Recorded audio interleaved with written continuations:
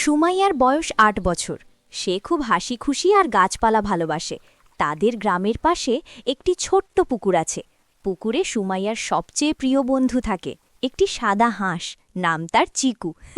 চিকু খুব কিউট, হাঁটলে টুপটাপ শব্দ হয় আর মাঝে মাঝে প্যাক প্যাক করে গান গায়। একদিন সকালে সুমাইয়া দেখল পুকুরের পানি একটু নোংরা হয়ে গেছে। চারপাশে কিছু প্লাস্টিক আর শুকনো পাতা ভাসছে। চিকু মন খারাপ করে পুকুরের ধারে বসে আছে। সুমাইয়া বলল, কি হলো চিকু, আজ এত চুপচাপ কেন? চিকু মাথা নেড়ে বলল, প্যাক, পুকুরটা ময়লা হয়ে গেছে। সুমাইয়ার মনটা কেমন করে উঠল। সে বলল, চিন্তা করো না, আমরা দুজন মিলে পুকুরটা পরিষ্কার করব।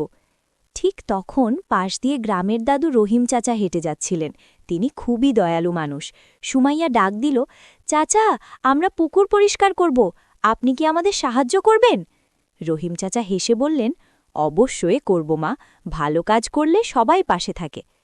তারা তিনজন কাজ শুরু করল। সুমাইয়া হাতে ছোট ঝুড়ি নিয়ে প্লাস্টিক কুড়াতে লাগল। রহিম চাচা লম্বা লাঠি দিয়ে ভাসা ময়লা টেনে তুললেন। আর চিকু চিকু মজার ভঙ্গিতে পানির ওপর ঠোঁট দিয়ে শুকনো পাতা ঠেলে ধারে নিয়ে এলো। মাঝে মাঝে চিকু বলছিল, প্যাক প্যাক, দ্রুত করো। সুমাইয়া হেসে বলল, আরে তুমি তো আমাদের ক্যাপ্টেন। সূর্য একটু ওপরে উঠতেই পুকুরের পানি আবার ঝকঝক করতে শুরু করল। পরিষ্কার নীল আকাশের ছবি পানিতে ভেসে উঠল। চিকু আনন্দে পানিতে লাফ দিল। প্যাক প্যাক, কত সুন্দর। রহিম চাচা বললেন, দেখো, ছোটরাও বড় কাজ করতে পারে। সুমাইয়া গর্ব করে বলল, আমরা যদি সবাই নিজের জায়গা পরিষ্কার রাখি তাহলে আমাদের গ্রাম আরও সুন্দর হবে। পরদিন গ্রামের আরও কিছু বাচ্চা এসে বলল, আমরাও তোমাদের সাথে পরিষ্কার করব। সেদিন থেকে পুকুরের পাশে একটি ছোট বোর্ড লাগানো হলো, পুকুর পরিষ্কার রাখুন। চিকু প্রতিদিন সকালে পুকুরে সাঁতার কাটে আর সুমাইয়া ধারে বসে হাততালি দেয়।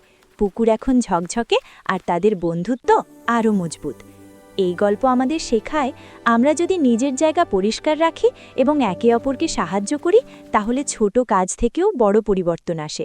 বন্ধুত্ব আর দায়িত্ববোধ মিলেই আমাদের পৃথিবী সুন্দর হয়।